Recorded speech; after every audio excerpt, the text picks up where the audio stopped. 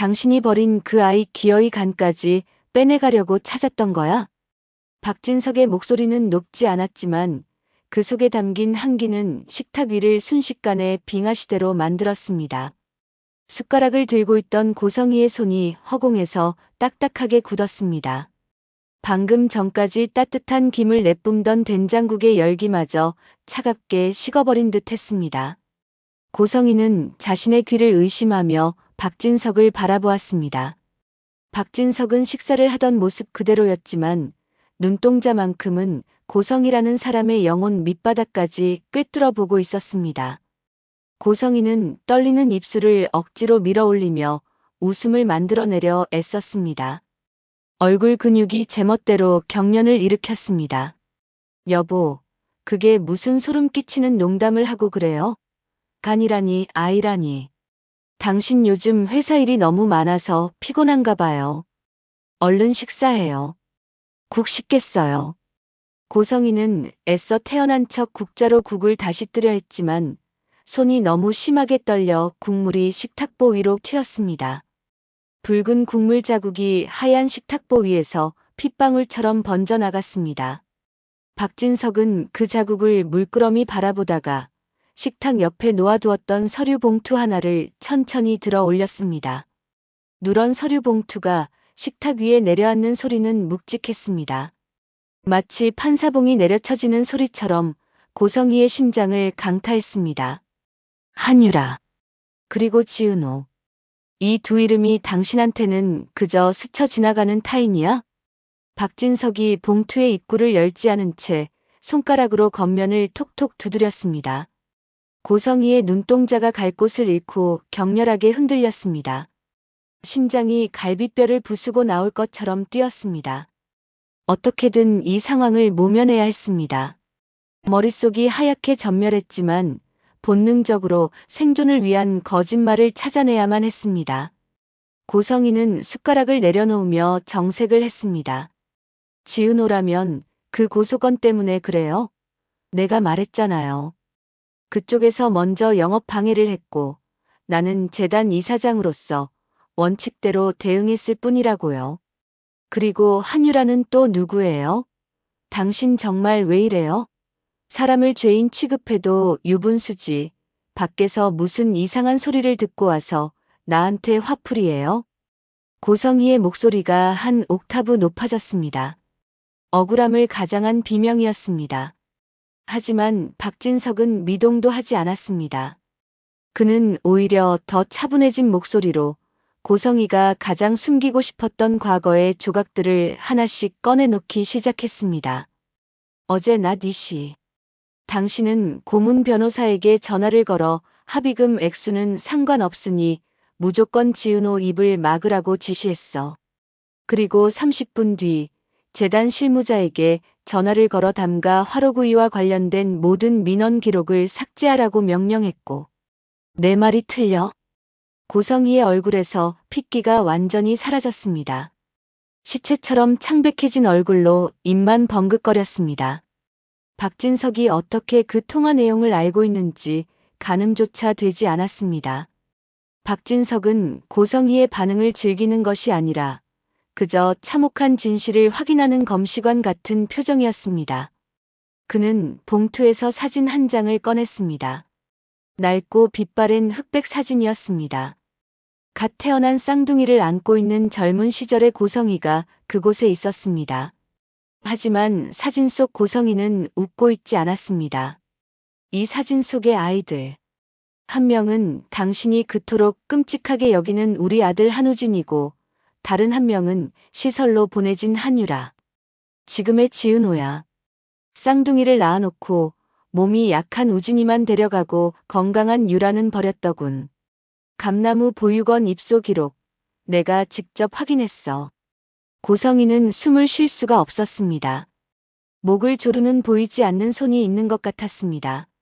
잊고 지냈던, 아니 잊었다고 스스로를 세뇌했던 30년 전의 기억이 악령처럼 되살아나 눈앞에 펼쳐졌습니다.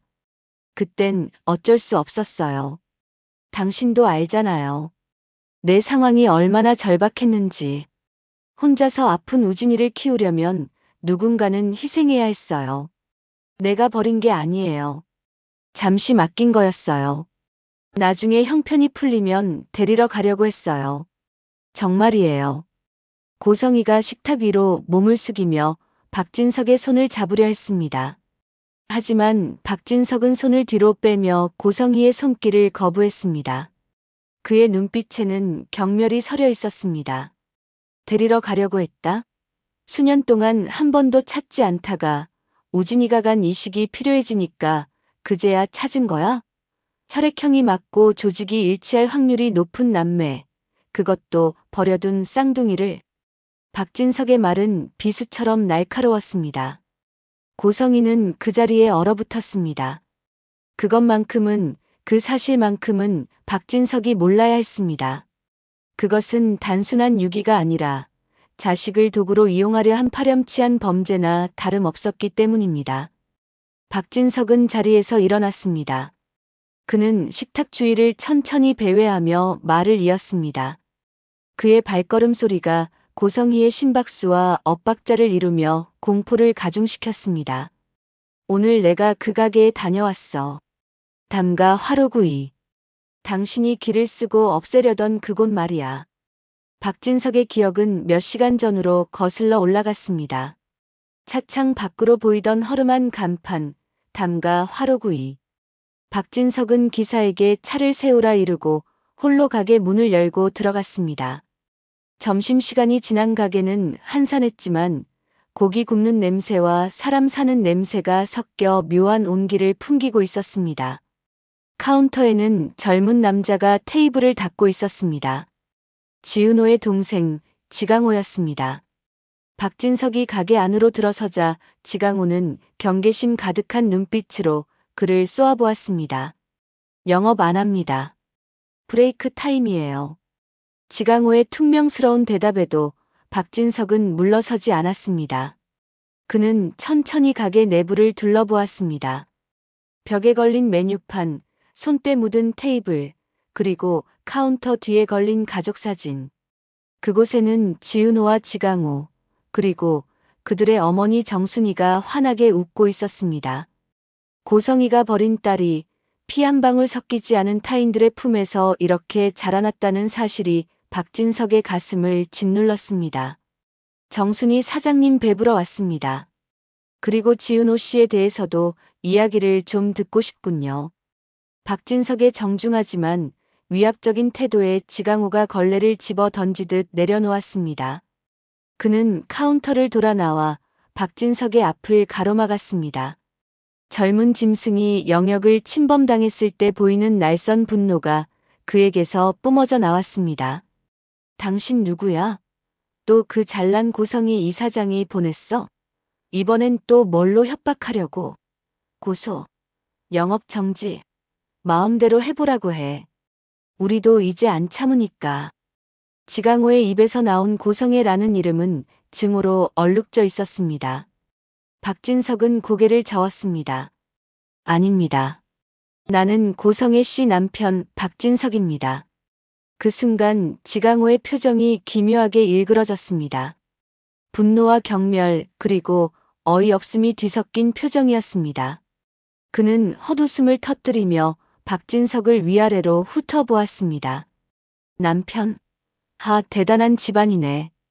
부인께서는 자식 버리고 도망가서 잘 먹고 잘 살더니 남편은 그 뒤치다꺼리하러 여기까지 오셨나? 아저씨는 알아요? 그 여자가 우리 누나한테 무슨 짓을 했는지. 박진석은 지강호의 도발에도 흥분하지 않았습니다. 그는 그저 진실을 원했습니다. 그걸 들으러 왔습니다. 내 아내가 지은호 씨에게 무슨 짓을 했는지 빠짐없이 듣고 싶습니다. 그때 주방에서 정순이가 나왔습니다. 앞치마를 두른 그녀는 박진석을 보자마자 그 자리에 멈춰 섰습니다. 그녀는 본능적으로 그가 누구인지 알아본 듯 했습니다. 정순이의 눈빛은 흔들렸지만 그녀는 곧바로 지강호를 뒤로 물리고 박진석 앞으로 나섰습니다. 그녀의 손은 거칠고 투박했지만 자식을 지키려는 어미의 강인함이 배어 있었습니다. 회장님이라고 하셨나요? 저희 가게엔 볼일 없으실 텐데요. 돌아가 주세요. 은호, 그 아이는 이제 제 딸입니다. 고성의 씨와는 아무 상관없는 아이예요. 정순이의 목소리는 떨리고 있었지만 단호했습니다. 박진석은 정중하게 고개를 숙였습니다. 죄송합니다. 이렇게 불쑥 찾아와서. 하지만 제가 꼭 확인해야 할 것이 있습니다. 제 아내가 지은호 씨에게 간 이식을 요구했습니까? 정순이의 눈이 커졌습니다. 그녀는 입술을 꽉 깨물며 시선을 피했습니다. 그 침묵이 박진석에게는 긍정보다 더 확실한 대답이었습니다. 옆에 서 있던 지강호가 참지 못하고 소리쳤습니다. 그래요. 그 여자가 뻔뻔하게 찾아와서 뭐라고 했는 줄 알아요? 우진이가 죽어간다고, 너가 누나니까 당연히 도와줘야 한다고 했어요. 수년 동안 연락 한 번 없다가 갑자기 나타나서 한다는 소리가 간 좀 달라는 거였다고요. 그게 사람입니까? 그게 엄마예요? 지강호의 고함이 가게 안을 울렸습니다. 박진석은 주먹을 꽉 쥐었습니다. 손톱이 살을 파고들었지만 가슴속에서 치밀어 오르는 역겨움보다는 덜 아팠습니다. 그는 자신이 평생을 사랑하고 믿어왔던 아내가 사실은 괴물이었을지도 모른다는 생각에 현기증을 느꼈습니다. 그는 지갑에서 명함을 꺼내 테이블 위에 올려놓았습니다. 오늘 결례는 제가 사과드리겠습니다. 그리고 약속합니다. 다시는 제 아내가, 아니 그 사람이 이곳을 찾아와 행패 부리는 일은 없을 겁니다. 지은호 씨에게도 정말 미안하다고 전해주십시오. 박진석은 도망치듯 가게를 빠져나왔습니다. 차에 올라탄 그는 한동안 시동을 걸지 못했습니다. 운전대를 잡은 손이 부들부들 떨렸습니다. 그는 곧바로 비서실장에게 전화를 걸었습니다. 김 실장, 지금 당장 알아봐. 한우진 병원 기록, 그리고 최근 고성이가 접촉한 장기 이식센터 코디네이터, 전부 다 일시간 안에 내 책상 위에 올려놔. 다시 현재 거실. 박진석은 식탁 앞을 서성이다가 고성이의 뒤에 멈춰 섰습니다. 고성이는 뒤통수에 꽂히는 박진석의 시선을 견디지 못하고 고개를 숙였습니다. 당신은 괴물이야. 박진석의 입에서 나온 말은 사형 선고와도 같았습니다. 고성이가 벌떡 일어나며 소리쳤습니다. 아니에요. 난 엄마였어요. 우진이를 살려야 했으니까. 내 배 아파 낳은 자식 살리겠다는데 그게 그렇게 죽을 죄예요? 유라도 내 자식이에요. 내가 낳았다고요. 그러니까 동생을 위해 그 정도는 해줄 수 있는 거 아니에요? 고성이의 논리는 파탄 나 있었습니다. 그녀의 모성애는 이기심이라는 껍질을 뒤집어 쓴 광기였습니다. 박진석은 기가 막혀 헛웃음을 흘렸습니다. 당신이 낳았다고 해서 그 아이의 장기까지 당신 마음대로 할 권리는 없어. 유라는, 아니 지은호는 살아서 숨 쉬는 사람이야. 당신의 부속품이 아니라고. 박진석이 소리치며 식탁 위에 있던 물컵을 벽으로 집어 던졌습니다. 쨍그랑. 날카로운 파열음과 함께 유리 조각이 사방으로 튀었습니다. 고성이는 비명을 지르며 귀를 막고 주저앉았습니다. 파편 하나가 고성이의 볼을 스치고 지나갔고 얇은 핏줄기가 흘러내렸습니다. 하지만 그녀는 아픔도 느끼지 못한 채 덜덜 떨고 있었습니다. 박진석이라는 든든한 보호막이 이제는 자신을 겨누는 칼날이 되어 돌아왔다는 사실이 공포스러웠습니다. 당신 나 버릴 거야? 이혼이라도 하겠다는 거야? 성재와 영란은 어쩌고? 이제 와서 우리 가족 다 깨버리겠다고. 고성이는 바닥을 기어가 박진석의 바짓단을 붙잡고 매달렸습니다. 눈물과 콧물로 범벅이 된 얼굴은 추악하게 일그러져 있었습니다. 박진석은 내려다보았습니다. 한때는 우아하고 기품 넘치던 아내, 재단 이사장으로서 사회적 존경을 받던 그녀의 실체가 이렇게 바닥일 줄은 몰랐습니다. 가족? 당신이 가족이라는 단어를 입에 올릴 자격이 있나? 당신이 지키려고 했던 건 가족이 아니라 당신의 그 알량한 자존심과 욕심이었겠지. 우진이가 아픈 걸 핑계로 버린 자식을 찾아가 희생을 강요하는 게 가족이야? 박진석은 바짓단을 잡은 고성희의 손을 떼어냈습니다. 내일 날이 밝는 대로 재단 이사장직 사퇴서 제출해. 그리고 짐 싸서 나가. 이 집에서 당신 숨소리 듣는 것도 역겨우니까. 안 돼요. 여보, 제발. 내가 잘못했어요. 다시는 안 그럴게. 지은호한테도 사과할게. 무릎 꿇고 빌라면 빌게. 그러니까 제발. 나 쫓아내지 마요. 나갈 데도 없단 말이야. 고성희의 울부짖음이 거실을 가득 채웠습니다. 하지만 박진석의 마음은 이미 닫힌 문과 같았습니다. 그는 뒤도 돌아보지 않고 서재로 향했습니다. 고성희는 텅 빈 거실에 남겨졌습니다. 화려한 샹들리의 불빛 아래 그녀는 세상에서 가장 초라한 존재가 되어 있었습니다. 그 시각 지은호는 자신의 옥탑방에서 밤하늘을 올려다보고 있었습니다. 휴대폰이 진동했습니다. 모르는 번호였습니다. 망설이다 전화를 받았습니다. 지은호 씨입니까? 낮고 중후한 남자의 목소리. 지은호는 직감적으로 그가 누구인지 알았습니다. 낮에 가게에 다녀갔다는 그 남자, 박진석이었습니다. 네, 맞는데요. 박진석입니다. 늦은 시간에 실례인 줄 알지만 꼭 전하고 싶은 말이 있어서 전화했습니다. 전화기 너머로 긴 침묵이 흘렀습니다. 박진석의 거친 숨소리가 들려왔습니다. 미안합니다. 어른으로서, 그리고 그 사람의 남편으로서 당신에게 씻을 수 없는 상처를 줬습니다. 용서해달라는 말은 하지 않겠습니다. 다만, 당신이 겪었던 그 고통을 이제는 멈추게 하겠다는 약속을 드리고 싶어서입니다. 지은호는 아무 말도 할 수 없었습니다. 눈물이 왈칵 쏟아졌습니다. 고성희에게서 숱하게 들었던 폭언과 협박, 그리고 친엄마라는 사람에게 이용당하려 했다는 비참함이 박진석의 진심 어린 사과 한마디에 조금은 녹아내리는 것 같았습니다. 회장님이 사과하실 일 아니에요. 그건 그 여자 잘못이지 회장님 잘못이 아니니까요. 지은호가 힘겹게 입을 열었습니다. 아닙니다. 내 아내의 죄는 곧 나의 죄입니다. 제가 너무 늦게 알았습니다. 우진이 그 녀석에 간 이식 문제, 제가 다른 방법을 찾아보겠습니다. 당신에게 더 이상 짐 지우지 않겠습니다. 그리고 가게 영업 방해건도 제가 책임지고 해결하겠습니다. 변호사 비용, 피해 보상금 전부 지원하겠습니다. 박진석의 목소리는 확고했습니다. 지은호는 눈물을 닦으며 하늘을 보았습니다. 칠흑 같은 어둠 속에 별 하나가 희미하게 빛나고 있었습니다. 고맙습니다.